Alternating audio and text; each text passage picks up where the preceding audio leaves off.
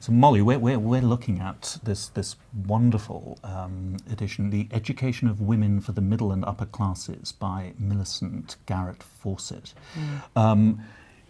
I do like that distinction. I feel a little bit like Lady Chatterley. One should ask, is this the sort of seditious material we would want our downstairs maids to read? I mean, or any women, you know, reading is dangerous, isn't it? You know, private occupation that can have very public consequences. But I love seeing this because obviously Millicent, Garrett, Fawcett and all the kind of suffragettes are getting a lot of attention this year, which is amazing.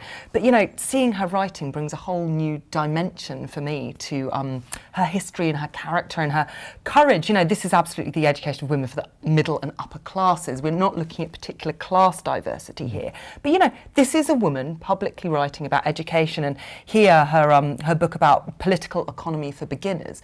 You know, this is incredible. This is one of the few women academics who were really having a public voice. The Macmillan brothers, you know, publishing her, and it was virtually a bestseller.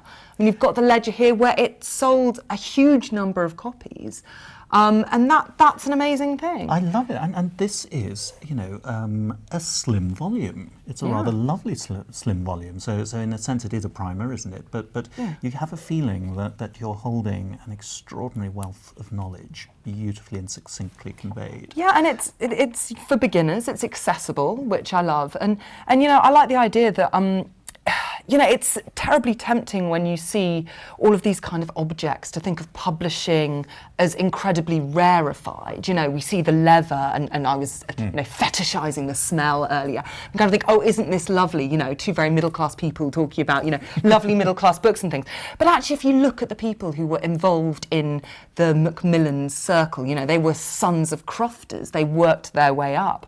And they had their tobacco parliaments, which were their kind of artistic gatherings once they got more established.